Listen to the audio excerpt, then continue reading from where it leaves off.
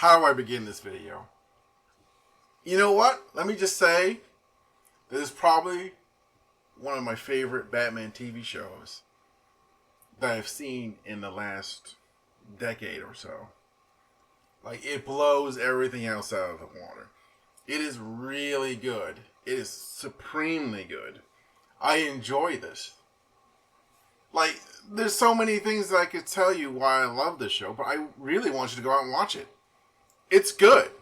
It's better than good. It's great. I love it.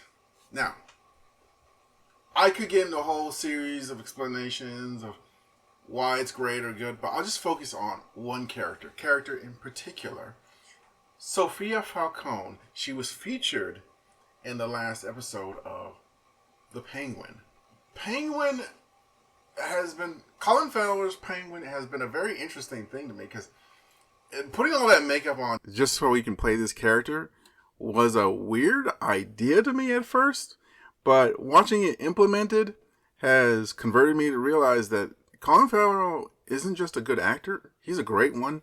And two, it was a good idea because it makes the Penguin seem very different from what we usually get from characters on the silver screen in comic book movies and comic book TV shows. The person who steals the show is Sophia Falcone.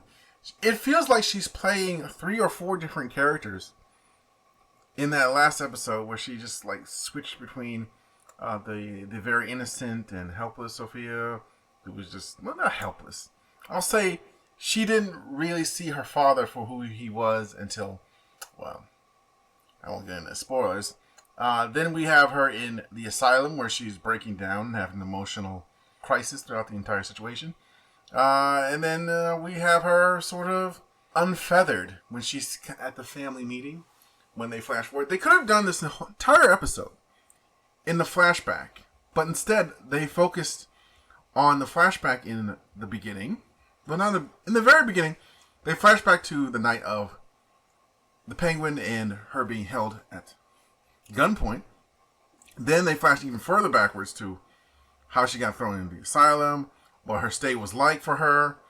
And then they flashed all the way back to after that night where they were held at gunpoint. It was, normally I would say that it was kind of confusing, but they stayed in the era they were in for a long period of time.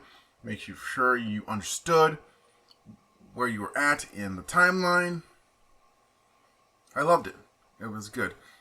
Even the minor characters are pretty good. The Victor, I wasn't sure about him, but I do think I like him. He's starting to grow on me. I like the actor. He does a good job of pretending he has a stutter. Like, I don't even know if he could actually have a stutter in real life, but there's no way they could time it so that he has like those stutters come out in at a certain moment. So right now we'll just say he is acting like he has a stutter. It's so good. I love the show. It's so much fun. All the characters feel like people. They don't feel like characters per se. They just feel like human beings who've been through a very rough time in their life or are in many ways different or unable to fit into normal society, but somehow they're making it and they're pushing past it. They're overcoming their obstacles to get power, get respect. It's a great show to watch. Okay, so Sophia Falcone from the comic books is this big hulking woman, but Sophia Falcone in the TV show is completely. They decided to pick. What's her name? Let me look her up real fast. Christine Morlatti? I don't know her name, but honestly, she is going to be a big actress from now on. She did such a phenomenal job. Like, I cannot imagine anyone else playing Sophia Falcone as well as she did. That was impressive, what she did in that episode. Just simply impressive. Yeah, you really felt her vulnerability in various scenes in that. And then when she basically came back as like, yeah, I'm running this place now. It was so the character is so, and the thing about it is, it's not done in a very dumb way or a very predictable way. They do it in a very like, yeah. She said this to this person, so of course Falcone's not going to like that, and of course that's going to cause this to happen. And it's like the series of events makes sense once you see it. It doesn't feel like a series of unconnected events strung together. And just like, yeah, kind of makes sense, really, when you think about it. Like, not really. But they instantly make sense here, and that's a good thing. It really sends a beautiful and fun I want to say fun adventure, but this is a good story. This is a great story, actually. I cannot sing its praises enough. And Sophia had that great moment in... I'm trying to think of my favorite moment. You know what my favorite moment was? When she was giving the toast. And she said, I loved all of you. And you could... I think her voice cracked, or she was just... like sighed, giving a sense that you all drove me to this. And it's like this very raging. You can also feel, you understand why the family did what they did. Because her father was Carmine Falcone, and you do not cross him if you want to still be alive. Like, his own daughter, he sent to the asylum, Arkham Asylum, like literally the worst place, the place they keep Joker. Like, let that sink in. The place they keep the Joker, and they put her in there. Like, wow, that is disturbing. Like, the fact that she got out, you understand why she loves her brother too. They told that story beautifully. That. Especially in the beginning, when you think about it, when you really think about it, you understand why the brother was so dismissive of the Penguin in the first episode. Was there more to it? Maybe. We didn't see all the scenes, but I think that's what I really like about this.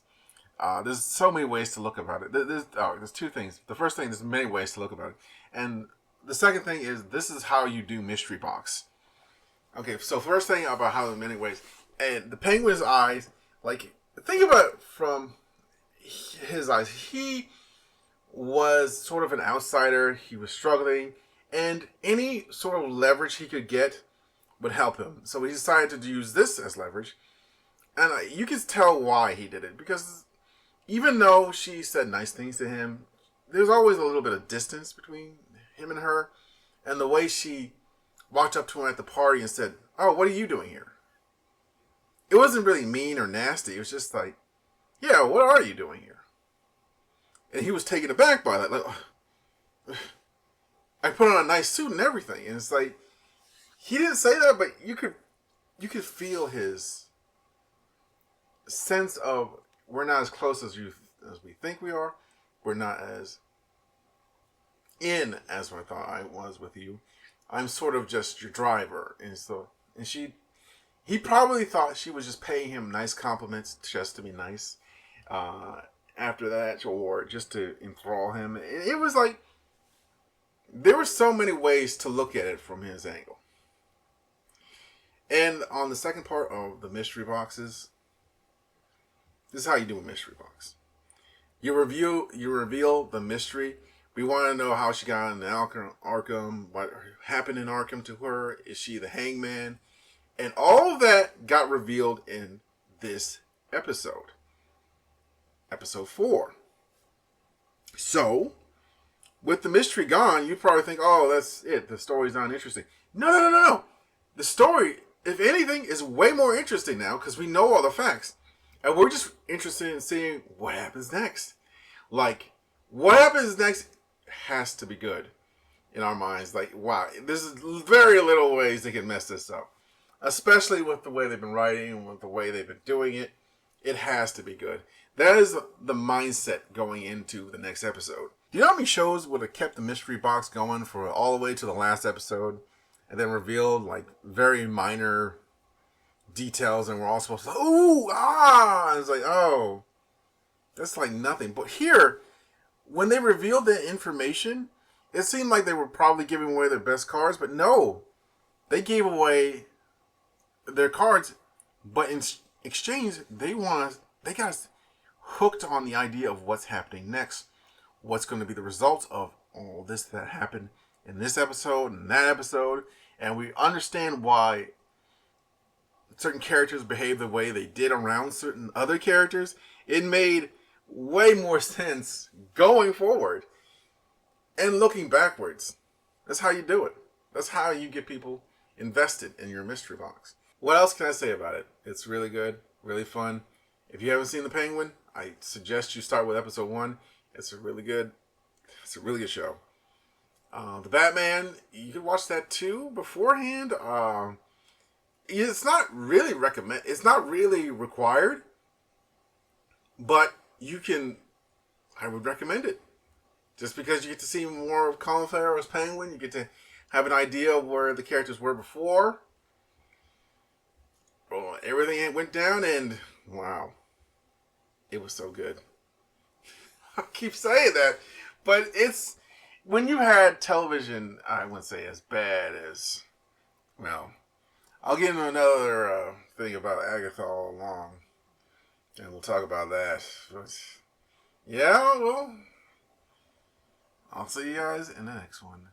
These capes are awesome, and this show is awesome. I recommend it for you. Go on.